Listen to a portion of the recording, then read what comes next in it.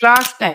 अगर तुमने ये रोड मैप फॉलो कर दिया तो जो 25 फरवरी 2026 को तुम्हारा साइंस का बोर्ड एग्जाम होने वाला है उसमें तुमको 100 मार्क्स लाने से कोई नहीं रोक सकता। तो चाहे तुमने अब तक कुछ पढ़ा है या नहीं पढ़ा है, फर्क नहीं पड़ता। तो इस रोड मैप में मैं तुमको मंथली प्लानर बताऊंगा कि कौन से महीने में तुमको कौन सा चैप्टर करना है, लेक्चर से वन शॉट क्या देखना चाहिए चैप्टर को कंप्लीट करने के लिए ये बताऊंगा, एक चैप्टर को कंप्लीट कैसे करना है ये बताऊंगा, न्यूमेरिकल्स को कैसे सॉल्व करना है इसके लिए एक टेक्निक बताऊंगा और लास्ट में कुछ मार्क्स बूस्टर टिप्स बताऊंगा। तो मतलब 6 पॉइंट्स बताऊंगा रोड मैप में, तो वीडियो को पूरा जरूर देखना।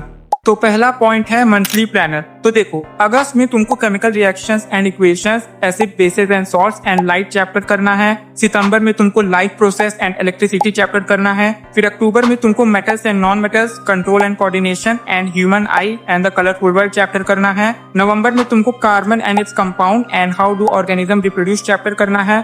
फिर लास्ट दिसंबर में तुमको heredity, magnetic effect of electric currents and our environment chapter करना है। तो मतलब हर महीने तुमको 2 या 3 चैप्टर करना है जो तुम आराम से कर सकते हो। और मैंने चैप्टर भी इस हिसाब से डिवाइड किया है कि तुमको बर्डन नहीं फील होगा। तो तुमने मंथली प्लानर समझ लिया, अब बात करते हैं कि तुमको चैप्टर समझने के लिए वन शॉट देखना चाहिए या लॉन्ग लेक्चर्स। तो दूसरा पॉइंट है लेक्चर से वन शॉट। तो देखो, तुम्हारे साइंस के सिलेबस में 13 चैप्टर्स हैं और अगर तुमने अब तक कुछ नहीं पढ़ा या फिर 1-2 चैप्टर ही ठीक ठाक पढ़ा है, इन दोनों केस में तुमको लॉन्ग लेक्चर्स नहीं देखना है। सिर्फ कुछ सिलेक्टेड चैप्टर्स में ही तुमको लॉन्ग लेक्चर्स देखना है और वो सिलेक्टेड चैप्टर्स हैं carbon and its compound, how do organism reproduce, light and electricity. तो ये सब चैप्टर्स में तुमको लॉन्ग लेक्चर्स देखना है क्योंकि ये सब चैप्टर्स थोड़े टफ हैं इसलिए। और बाकी के चैप्टर्स में तुमको वन शॉट देखना है और रिवीजन वाले वन शॉट नहीं, detail one shot and one shot are more than sufficient. And lectures तुम नेक्स्ट टॉपर्स बैच या उड़ान बैच के देख सकते हो, they are best for class 10। And detail one shot तुम यूट्यूब पे ढेर सारे अवेलेबल हैं। तो जिस टीचर से तुमको समझ में आता है और जिस टीचर से तुम्हारी फ्रीक्वेंसी मैच होती है, तुम उस टीचर्स के वन शॉट तुम देख सकते हो और साथ साथ में तुमको नोट्स भी बनाना है। तो तीसरा पॉइंट है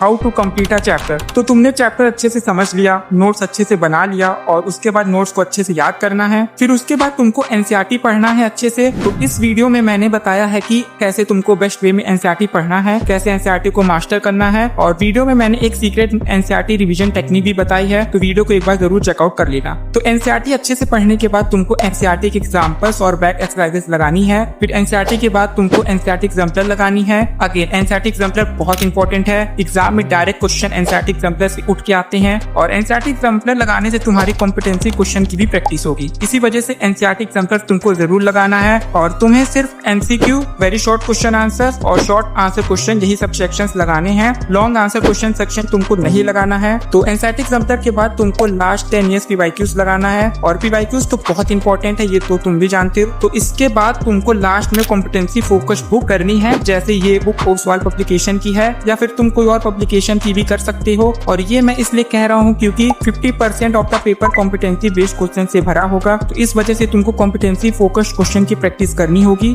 तो बस इतनी चीज तुमको करनी है एक चैप्टर को कंप्लीट करने के लिए। मतलब हर महीने जो जो चैप्टर तुमको करना है मंथली प्लानर के हिसाब से, उन चैप्टर्स को इस तरह से कंप्लीट करना उसी महीने में। एंड कोई रेफरेंस बुक करने की जरूरत नहीं है। तो जो जो चीज मैंने बताया है उतना कर लेते हो हर चैप्टर के लिए सफिशिएंट है और कह सकते हैं मोर देन इनफ है 100 मार्क्स स्कोर करने के लिए साइंस में। तो फोर्थ पॉइंट है best technique to solve numericals. देखो, अगर तुम चाहते हो कि तुमसे सारे न्यूमेरिकल्स कोई भी टाइप के बन जाएं, तो तुमको अपनी क्वेश्चन सॉल्विंग एबिलिटी बढ़ानी पड़ेगी। तो क्वेश्चन सॉल्विंग एबिलिटी बढ़ाने के लिए तुमको टीचर्स को न्यूमेरिकल सॉल्व करते हुए देखना होगा। अब खुद सीखो कि टीचर ने ये कंसेप्ट क्यों लगाया, ये कैसे किया, ये फॉर्मूला क्यों यूज किया और तुमको भी क्वेश्चन खुद करना है टीचर से समझने के बाद। मतलब 50 to 60 क्वेश्चन पहले टीचर से समझो, अब खुद सीखो एंड देन फिर अपने से क्वेश्चन सॉल्व करना। और तुमको खुद पता होना चाहिए क्वेश्चन सॉल्व करते वक्त कि ये कंसेप्ट तुमने क्यों यूज किया, ये फॉर्मूला ही क्यों यूज कर रहे हो। तो इस तरह से अपने आप से पूछना खुद से क्वेश्चन सॉल्व करते समय। और फिर जो क्वेश्चन ना समझ में आए देन फिर उसका सोल्यूशन देखना। और सोल्यूशन देखने कोई बुरी बात नहीं होती है, सोल्यूशन से तुम सीखते हो।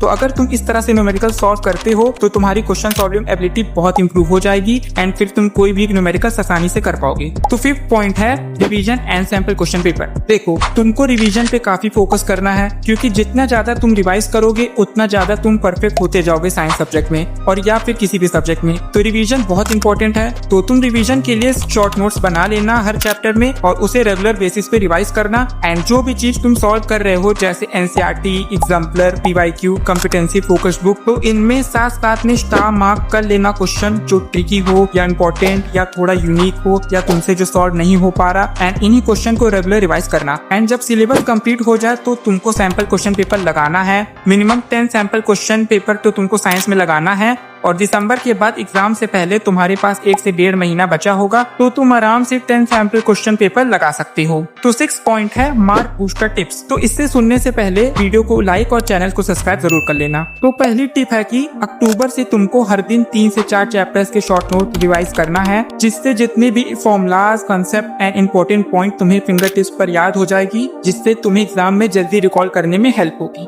दूसरी टिप की, जब तुम कोई भी चीज याद कर रहे हो तो चलते चलते और नॉर्मल साउंड से बोल बोल के याद करना, क्योंकि इससे तुम्हारे ब्रेन के डिफरेंट पार्ट्स एक्टिवेट हो जाएंगे, जिससे तुम्हारा रिटेंशन 30 to 40% बढ़ जाएगा। थर्ड टिप, टॉपर्स की प्रीवियस ईयर आंसर शीट को एनालाइज करना और देखना कि वो लोग कैसे आंसर प्रेजेंट किए हैं और उससे सीखना कि कैसे तुम आंसर प्रेजेंट कर सकते हो एग्जाम में just like toppers. Fourth tip, जितने भी डायग्राम्स हैं साइंस एनसीईआरटी बुक में, वो सारे डायग्राम्स को लास्ट के लिए मत छोड़ना, शुरू से ही उन डायग्राम्स की प्रैक्टिस करना और उन पे अच्छे से कमांड बना लेना। फिफ्थ टिप, और जो भी टॉपिक्स तुम्हें टफ लगे उनको हल्का फुल्का समझ के छोड़ मत देना, उन टॉपिक्स पे ज्यादा टाइम देना और एफर्ट लगाना अच्छे से समझने के लिए, और उस वीक टॉपिक को भी अपना स्ट्रॉन्ग टॉपिक बना लेना। तो अगर तुमने मेरी ये रोड मैप और मार्क्स बूस्टर टिप्स फॉलो करके साइंस पढ़ोगे तो तुम्हें साइंस में 100 मार्क्स लाने से कोई नहीं रोक सकता। और अगर तुम्हें साइंस रोड मैप की तरह मैथ्स का रोड मैप भी चाहिए तो ये वाली वीडियो जरूर देखना। इसमें मैंने जुलाई के साथ साथ अगस्त से भी जो स्टार्ट कर रहा है मैथ्स, तो वो कैसे दिसंबर तक सिलेबस कंप्लीट करके 100 मार्क्स स्कोर कर सकता है मैथ्स में, तो पूरा रोड मैप मैंने इस वीडियो में बताया है। तो अगर तुम्हें देखना है तो तुम ये वीडियो चेकआउट कर सकती हो। ये थी वीडियो, और वीडियो पसंद आई है तो लाइक करना, चैनल को सब्सक्राइब कर लेना। तो मिलता हूँ तुमसे अगले वीडियो में, तब तक के लिए खुश रहो, एंजॉय करो लाइफ को और साथ साथ पढ़ते रहो।